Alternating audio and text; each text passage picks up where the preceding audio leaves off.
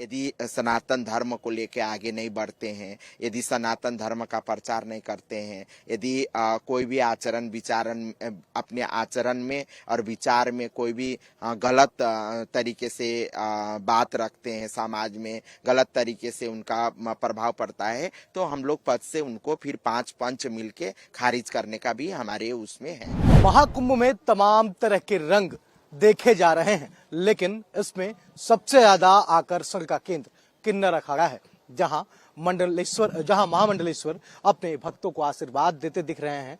हालांकि महामंडलेश्वर से हम ये आज जानना चाहेंगे कि आखिर कैसे किन्नर अखाड़ों का संचालन होता है और यहाँ किन्नर कैसे संत बनते हैं, उनकी क्या योग होती है, क्या तपस्या होती है, क्या पूजा का विधान होता है, हम जान लेते हैं।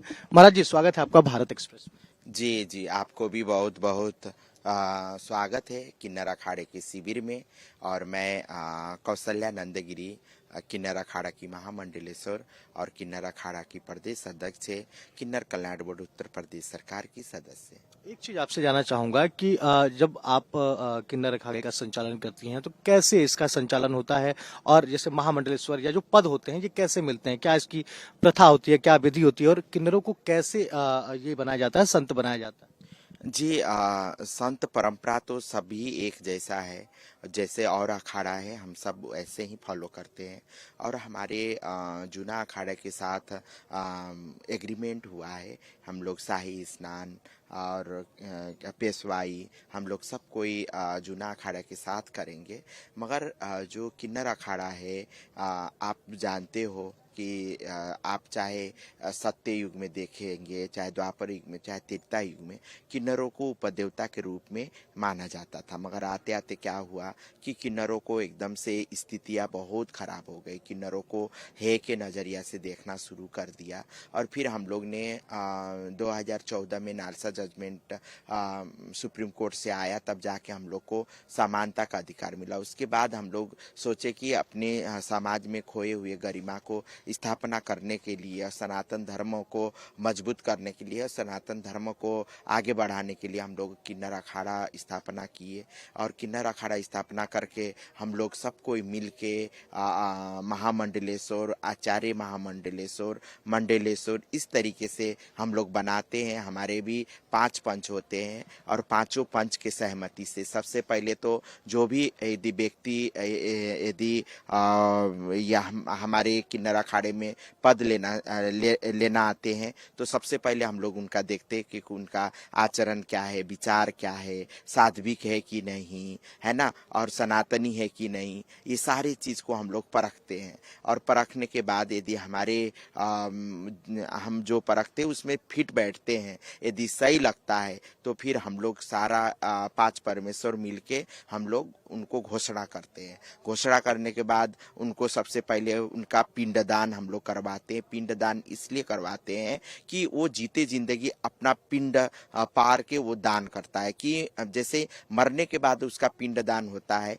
मगर हम लोग का क्या साधु संत में क्या है, हम लोग पूरा सांसारिक तौर से पूरा हमारे घर गृहस्थी को हम लोग त्याग के, ठीक है ना, फिर एकदम पूरी तरीके से साधु और पूरी तरह से सात्विक जिंदगी जीने के लिए अपना खुद का हम लोग पिंडदान करते हैं। और पिंडदान करके फिर पूजा पाठ विधि विधान के साथ फिर उनका पट्टाभिषेक होता है। और पट्टाभिषेक होने के बाद हम लोग घोषणा करते हैं कि ये महामंडलेश्वर है, ये पीठाधीश्वर है, ये श्री महंत है, ये महंत है। इस तरीके से उनका पट्टाभिषेक करने के बाद वो पद में आसीन हो जाते हैं। और वो उनका इतना ही नहीं, यदि वो उस तरीके से सामाजिक कार्य में यदि संलग्न नहीं है, यदि सनातन धर्म को लेके आगे नहीं बढ़ते हैं, यदि सनातन धर्म का प्रचार नहीं करते हैं, यदि कोई भी आचरण विचारण अपने आचरण में और विचार में कोई भी गलत तरीके से बात रखते हैं, समाज में गलत तरीके से उनका प्रभाव पड़ता है, तो हम लोग पद से उनको फिर 5 पंच मिलके खारिज करने का भी हमारे हमारे उसमें है।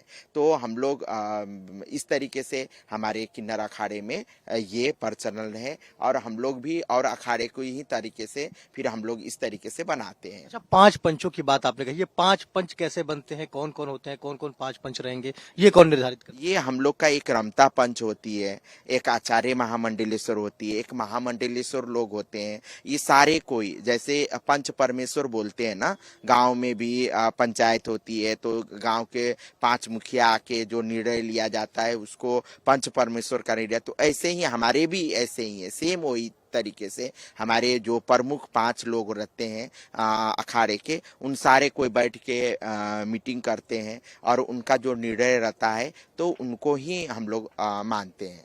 अच्छा, किन्नर समाज को एक समानता का अधिकार दिया जाए, सशक्त बनाया जाए, इसके लिए अखाड़ों की तरफ से क्या कुछ चीजें की जाती हैं? मेन अखाड़ा बनना ही सबसे बड़ी बात, हम लोग को समाज में मुख्य धारा में आने के लिए ही हम लोग ने अखाड़ा बना है। इसका उद्देश्य ही यही है, क्योंकि आप देखते अभी मैंने बताया कि तीनों युग में किन्नरों को बहुत ही अच्छा उनको देखा जाता था उपदेवता के रूप में, मगर हमारे देश में मुगलों ने हमारे देश को गुलाम बनाया, अंग्रेजों ने गुलाम बनाया हमारे देश को। तो इसमें क्या हुआ ना, किन्नरों के मठ मंदिर से सारे हमारे किन्नरों को ले जाके अपने महल में गुलाम बनाया। तो बरसों तक ये चला। इससे क्या हुआ, हमारे जितने भी मठ मंदिर था वो सारा खत्म हो गया, और उसके बाद अंग्रेजों ने हमारे देश को गुलाम बनाया।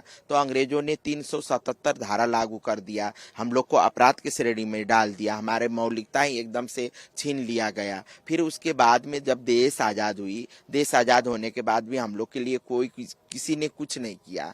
फिर हम लोग संगठित हुए, हम लोग ने सोचा कि नहीं, हम लोग तो वोट भी डालते हैं, हम लोग सब टैक्स पे करते हैं, फिर भी हम लोग को क्यों इस देश में उस नागरिक होने का मान्यता नहीं है। फिर हम लोग ने सुप्रीम कोर्ट का दरवाजा खटखटाया, तो माननीय सुप्रीम कोर्ट ने नालसा जजमेंट पारित किया, तब जाके हम लोग को मौलिक अधिकार मिला। उसके बाद फिर हम लोग ने सोचा कि नहीं, हम लोग के तो सत्य युग में, द्वापर युग में, त्रेता युग में जब किन्नरों को उपदेवता के रूप में इतना बड़ा दर्जा है, क्या बोलते हैं, सनातन धर्म में, आप चाहे सिरखंडी के रूप देखिए, चाहे अर्धनरेश्वर का रूप देखिए, चाहे आप 14 बरस राम वनवास गए, 14 बरस तक किन्नर हमारे वनवास में थे, है ना, तमसा नदी के तट पे, ये देखिए, ये सारे इतिहास बताता है कि किन्नरों की स्थिति क्या था और किन्नर क्या थे। और मगर आते आते क्या हुआ, कितनी कटाक्ष हुई हमारे समुदाय पे, पूरा हमारे एकदम संस्कृति किन्नर परंपरा को ही खत्म करने का ये षड्यंत्र हुई। फिर भी आज किन्नर परंपरा, किन्नर हमारे समुदाय आगे बढ़ के इतना काम कर रहा है सनातन धर्म का, तो ये समझ लिए कि ये सत्य था, तभी सत्य का ही जीत होता है। सत्य थोड़ी देर के लिए परेशान हो सकता है, थोड़ी देर के लिए डगमगा सकता है, मगर सत्य का ही जीत होगा।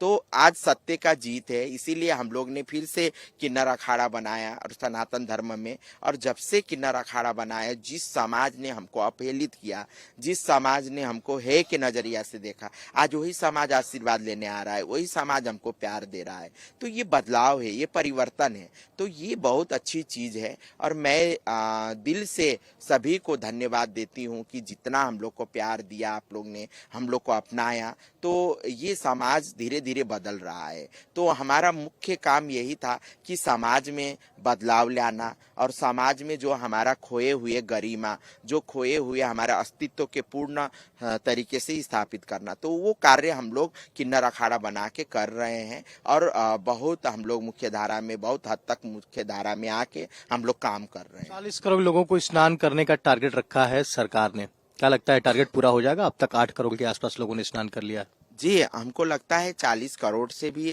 आगे जा सकता है आंकड़ा, क्योंकि ये सनातन धर्म का सबसे बड़ा त्योहार है और हमारे देश का एक धरोहर है, महाकुंभ 2025। और इस महाकुंभ इतना सुअवसर है कि जब समुद्र मंथन हुई थी वो तिथि और इस बार का तिथि महाकुंभ का एक है।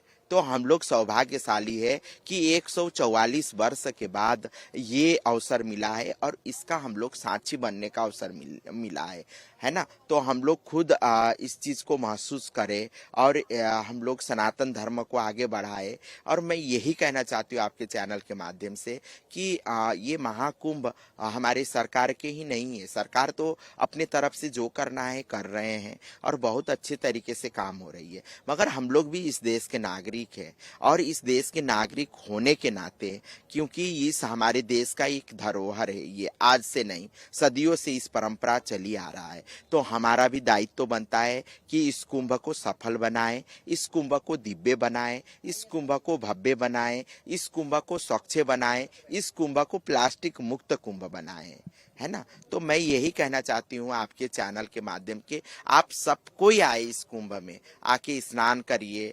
आप लोग यहाँ के देखिए अलौकिक हमारे संस्कृति, हमारे परंपरा, सारा चीज आपको यहाँ देखने को मिलेगा। वो सारा चीज आप लोग आइए देखिए, उसको देखना ही नहीं, आप अंदर उसको महसूस करिए। जो पॉजिटिव एनर्जी है वो खत्म हो जाता है जब आप माघ जैसे माघ महीना शुरू होता है तो हमारे सूर्य भगवान मकर राशि में प्रवेश करते हैं। तो मकर राशि में प्रवेश करते हैं तो क्या होता है कि नेगेटिव ऊर्जा हम लोग छोड़ते हैं, हम लोग को पॉजिटिव एनर्जी मिलता है, पॉजिटिव ऊर्जा मिलता है। तो इस ऊर्जा को आप लोग अपने जीवन में हासिल करिए और इस ऊर्जा को ले जाके यहाँ से ले जाके कोई अच्छा राष्ट्र सेवा के लिए, राष्ट्र की उन्नति के लिए इस ऊर्जा को लगाइए। मैं यही कहूंगी आप लोग सब कोई आए, इस कुंभ को सफल बनाएं। और बहुत सारे सनातनी विरोधी लोग अफवाह भी उड़ा रहे हैं कि बम ब्लास्ट होगी, ऐसा होगा, वो हो, दुनिया भर की बातें हो रही है